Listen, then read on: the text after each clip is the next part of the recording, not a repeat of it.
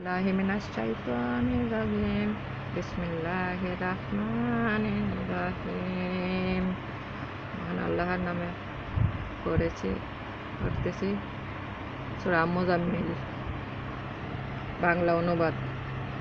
হে বস্ত্র আচ্ছাদনকারী, রাতের নামাজে দণ্ডায়মান হও। কিছু অংশ বাদ দিয়ে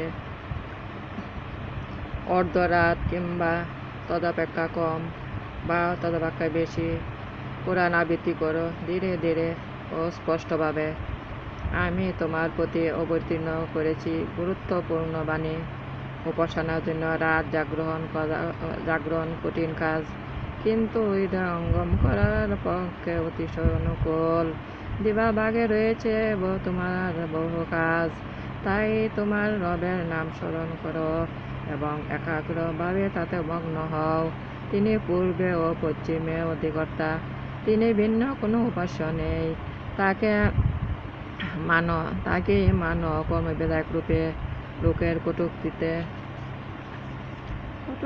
তুমি ধৈর্য ধরো এবং ভদ্রভাবে ওদের পরিহার করো।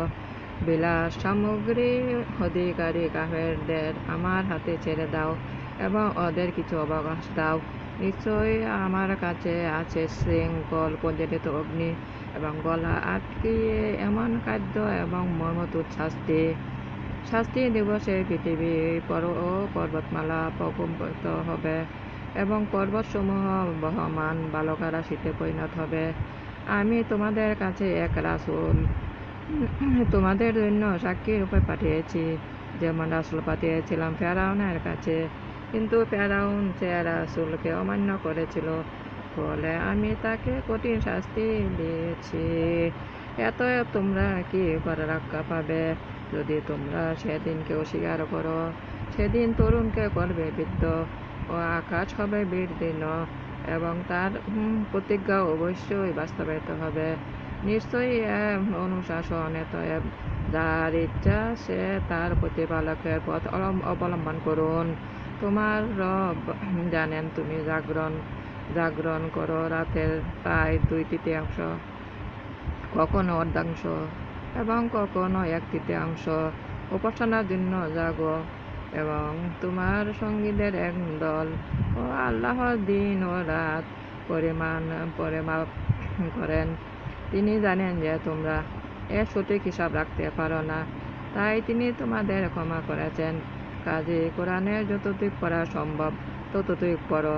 তিনি জ্ঞাত যে তোমাদের মধ্যে কেউ অসুস্থ হয়ে পড়বে, কেউ আল্লাহর অনুসন্ধানে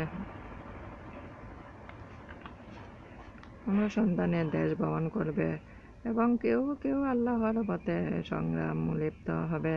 কাজেই কোরআন থেকে যতটুকু সহজসাধ্য আবৃত্তি করো, নামাজ কায়েম করো, যাকাত দাও এবং আল্লাহকে দাও উত্তম ঋণ। তোমরা তোমাদের আত্মার জন্য যা কিছু অগ্রে পাঠাবে তা আল্লাহর কাছে উৎকৃষ্টতর রূপে এবং পুরস্কার হিসাবে বর্ধিত পরিমাণে পাবে। তোমরা ক্ষমা চাও আল্লাহর কাছে, নিশ্চয়ই আল্লাহ ক্ষমাশীল ও দয়ালু। আমার নামাজ, উপাসনা, জীবন মরণ সবাই আল্লাহর কাছে আমি আত্মসমর্পণ করলাম। আল্লাহর আদেশ পালন করব, আল্লাহর উপদেশ পালন করব। আল্লাহকে দিতে হবে উত্তম ঋণ।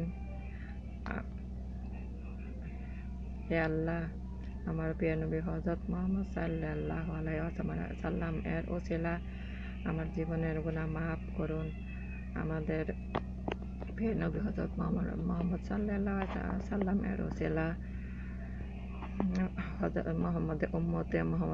সারা বিশ্বের উম্মতে মুহাম্মাদিয়া সবাইকে ক্ষমা করুন।